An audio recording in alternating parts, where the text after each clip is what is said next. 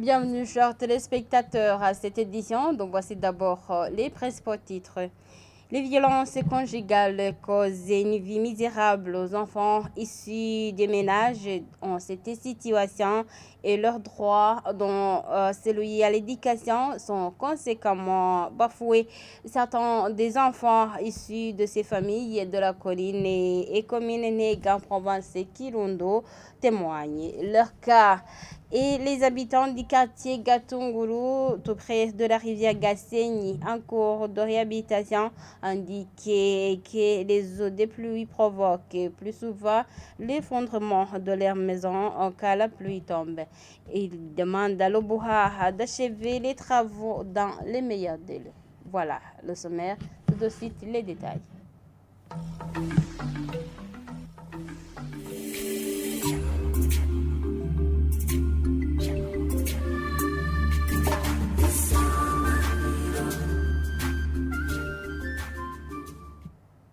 Page des droits de l'homme pour commencer cette édition. La Fédération des associations œuvrant dans le domaine de l'enfance, FENADEBON, regrette le crime qui a été perpétré contre un enfant dans la zone Loubilizi, commune Mutimbodi, le 1er novembre. Cette année, le porte-parole de cette fédération indique qu'ils sont inquiets vu qu'ils ont déjà répertorié 10 cas d'assassinat d'enfants depuis le mois de mai de cette année. Il demande également à la justice de tout faire pour que l'auteur de ce crime soit connu. Suivez. Et pour nous, sincèrement, c'est quelque chose de très révoltant, c'est quelque chose d'incompréhensible qui dépasse sincèrement, disons, l'entendement humain. Et pour nous, c'est aussi quelque chose qui relève pour nous d'une animosité sans nom et qu'il faut à tout prix, vraiment qu'il faut à tout prix combattre avec toute la dernière énergie. Voilà, donc c'est pour nous quelque chose de très difficile à comprendre. Et nous dénonçons seulement cette situation qui montre que vraiment dans notre société, qu'il y a encore des gens qui se comportent comme des animaux. Voilà, nous demandons d'abord aux parents d'abord d'être aux côtés de leurs enfants, parce que pour nous, les parents qui sont toujours à côté de leurs enfants et qui, normalement, effectivement, devraient s'occuper des enfants en premier lieu. Et donc, il faut vraiment que les parents d'abord connaissent les endroits dangereux pour les enfants pour qu'ils évitent que les enfants puissent y aller. Et parce que quand il y a par exemple pour le cas d'espèce, l'enfant a été retrouvé dans un champ. Donc dans un champ, vous comprenez, c'est presque dans une forêt, et vous comprenez que quand même c'est l'un des endroits dangereux et qu'il faut absolument surveiller. Mais pas que les parents, mais il y a d'autres intervenants dans d'autres domaines, parce que les intervenants pour nous ne sont pas que les parents. Et il y a aussi la communauté qui doit aussi jouer un rôle important, parce que la protection pour nous, c'est un rôle qui revient à tout un chacun. Et donc, il faut vraiment que la communauté puisse vraiment aussi s'impliquer. Mais la justice, d'abord, a un rôle très important, un grand rôle à jouer. Et d'ailleurs, nous profitons de l'occasion pour lui demander de mener une enquête sérieuse et le plus tôt possible, dans les plus brefs délais, pour pouvoir, disons, pour identifier l'auteur de ce crime et enfin les punir conformément à la loi, parce que comme j'ai eu l'occasion de le dire tantôt, nous avons une loi qui est là, nous avons disons des dispositions pertinentes dans ce domaine, et donc un auteur d'un tel acte est puni. Il y a des dispositions que nous trouvons dans ces textes, dans ces instruments juridiques nationaux, et qui répriment les auteurs. Et le ministère des droits de l'homme et de la solidarité nationale s'insurge contre la criminalité commise à l'intention d'une fillette de 5 ans à Gatunguru. Et défense Madjambele, porte-parole de ce ministère, précise que dans un tel cas, le ministère suit le dossier pour savoir si les criminels ont été arrêtés et traduits en justice, et assister la famille pour enterrer dignement la personne. Il interpelle les parents de suivre de près de leurs enfants, surtout les mouvements pour les protéger contre les accidents. Suivez. C'est d'abord déplorable que des gens soit innocemment tués. Et dans ces circonstances, outre que tuer une personne, c'est un crime, tuer une personne et amputer une de ses parties, c'est aussi un autre crime. Le ministère condamne ce comportement ignoble. Et dans ces circonstances, nous assistons la famille victime, surtout dans l'inhumation du défunt. Si la famille n'est pas à hauteur de prendre en charge les frais funéraires, le ministère peut intervenir dans ce sens afin que la dépouille soit dignement enterrée. Et puis, nous assistons aussi juridiquement la famille victime pour qu'elle accède à la justice si la famille se sent qu'elle ne peut pas poursuivre toutes les procédures judiciaires qui sont exigées. Et le ministère peut prêter main forte. Et nous travaillons conjointement avec le ministère ayant la sécurité publique dans ses attributions pour voir si les enquêtes se déroulent normalement, si toutes les parties impliquées dans le dossier sont entendues. Et nous suivons aussi le processus lorsque le dossier est transmis au niveau du parquet ou dans d'autres instances habilitées. Et donc le ministère peut aider la victime à accéder à toutes ces étapes de la justice. Le message, c'est d'abord de revoir la qualité de l'éducation que les parents donnent à leurs enfants. C'est vrai, la vie exige que les parents cherchent à tout prix ce qu'il faut pour nourrir les familles. Ça, c'est un impératif. Mais il ne faut pas aussi oublier que les enfants ont besoin plus de l'éducation. Toujours la page des droits de l'homme, les violences conjugales causent une vie misérable aux enfants issus de ces ménages, des ménages en cette situation et leurs droits, dont celui à l'éducation, sont conséquemment bafoués. Certains des enfants de leur colline et commune Nega en province Kirundo témoignent qu'ils quittent leur ménage pour trouver refuge dans la ville de Kirundo suite à la non-assistance de leurs parents en besoins fondamentaux. Reportage signé Omer Ndoayo. baramufata bakamuca amande irashira atangurira abura mu rugo nkababwira ati iniforume zatabutse ati no kushyuye badutumye amakaye nayo. Les biens familiaux, plus spécialement les terres et le concubinage, voilà les principales causes des violences conjugales qui entraînent souvent le délaissement parental par certains enfants et l'augmentation des enfants en situation de rue, comme l'expliquent ces enfants. Je pouvais rentrer à la maison et cuisiner. Mon père venait et renversait tout argent que ma mère est allée trouver d'autres hommes. Et moi, j'ai considéré tous les efforts fournis, j'ai préféré fuir. Je regrette de ne pas être retourné sur le banc de l'école.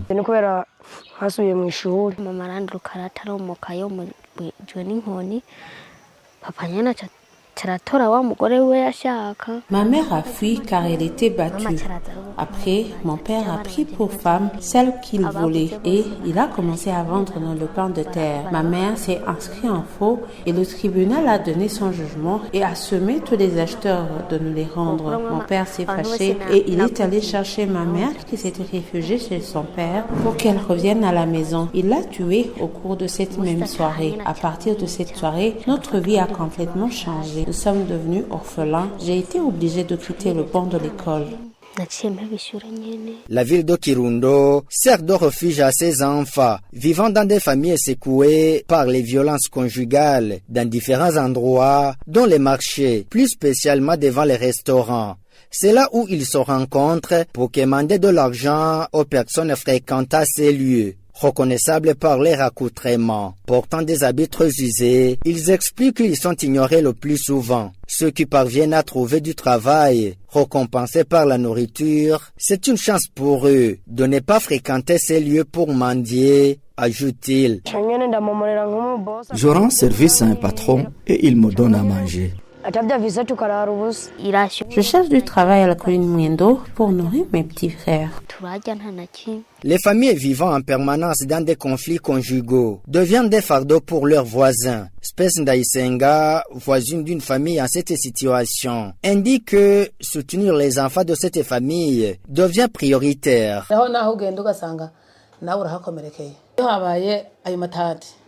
Tu peux même subir des coups lorsque tu interviens dans ces mésententes. La priorité pour le voisin est d'aider l'enfant. Une situation qui préoccupe également les confessions religieuses. Santos Minani, homme d'église anglicane à la paroisse Murama, explique que les violences conjugales font que les enfants touchés s'égarent.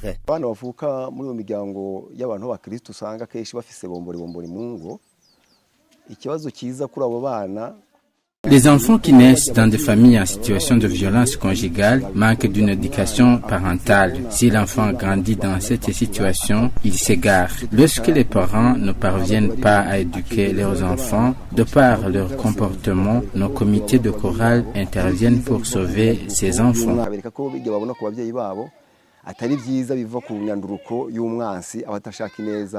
Ces violences font en outre que les parents ne se soucient pas de leurs enfants. Violette Mukagatare, point focal communal de l'association des femmes actrices d'OP Dialogue, communément appelée Abakangurira Mahoro, déplore qu'au lieu de soutenir leurs enfants, les parents se jettent les responsabilités. Ça peut arriver que ces violences se terminent pour certaines familles, mais il y a certaines familles qui ont des difficultés qui leur dépassent. Alors, comme conséquence, ces parents ne s'en soucient plus de ces enfants. Chaque parent, qu'elle soit la maman ou le père, chacun s'en fout de ses enfants. C'est-à-dire que l'avenir de ces enfants n'est pas sûr. Au sein de l'administration communale, l'on encourage les administratifs à la base et la population à dénoncer les cas de concubinage, expliquant que ces derniers sont la base des violences conjugales. Pierre Claver Mbanzabugabo est l'administrateur de la commune Ntega. Nous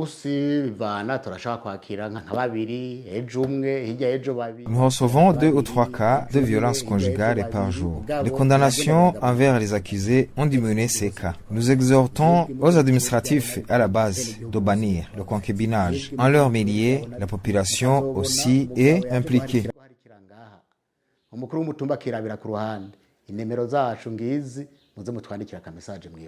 La commune Ntega enregistre beaucoup de cas de violence conjugale. Selon l'administration communale, 6 femmes ont été tuées par leur conjoint en 2022 suite à ce genre de violence. Selon le programme de la protection de l'enfant de l'UNICEF, 90% des enfants âgés de 1 à 14 ans ont subi des violences. Dans le souci d'offrir un environnement protecteur à ces enfants, l'UNICEF affirme soutenir le gouvernement du Burundi dans la lutte contre toutes formes d'abus et de violences que subissent les enfants au sein de leur famille. Et les habitants du quartier Gatunguru, près de la rivière Gasenyi, en cours de réhabilitation, indiquent que les eaux de pluie provoquent plus souvent l'effondrement de leurs maisons quand la pluie tombe. Même les élèves éprouvent de difficultés de traverser cette rivière. Suite à cette situation, les habitants demandent à l'Obura d'achever les travaux dans les meilleurs délais. Le point avec Jean-Marie Vianney Guédakoumane. Ces habitants de la colline Gatunguru se trouvent dans la zone Lubirizi de la commune Mutimbuzi témoignent qu'ils sont menacés par les eaux de la rivière Gasenyi en cours de réhabilitation. Car la pluie tombe, les maisons subissent des effondrements causés par le débordement de cette rivière. Les maisons qui se trouvent près de cette rivière subissent des effondrements suite à cette situation. Quand cela se passe pendant la nuit, les pluies emportent des vies humaines et les matériaux dans les ménages. C'est très dangereux.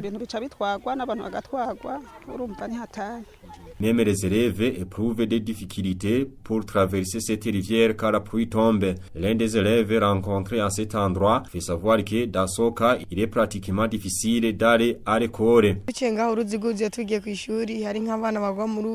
Quand nous traversons cette rivière, se dirigeant à l'école, nous éprouvons beaucoup de difficultés. Il y a ceux qui tombent dans cette rivière suite au glissement. D'autres arrivent tardivement à la maison, du fait qu'ils sont obligés de passer dans d'autres raccourcis éloignés d'ici. Et plus souvent, ces élèves subissent des punitions de leurs parents. Dans certains cas, nous sommes obligés de s'absenter à l'école suite à cette situation.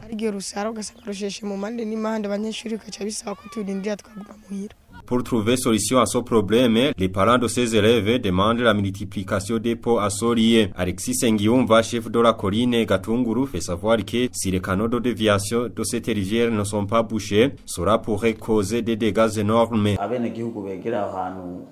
Les habitants environnant cette rivière sont inquiets que si ces canalisations de déviation ne sont pas bouchées, leurs maisons risquent d'être emportées par les eaux pluvieuses. Cela peut provoquer des pertes humaines. Le chef de la colline Gatunguru et les habitants de cette localité demandent également à l'Office burundais de l'urbanisme, de l'habitat et de la construction au Buhan en Sigre de terminer les travaux de réhabilitation de cette rivière dans les meilleurs délais. Et voilà, chers téléspectateurs, c'est par ici que nous mettons un point final à cette édition. Merci de l'avoir suivi. Au revoir.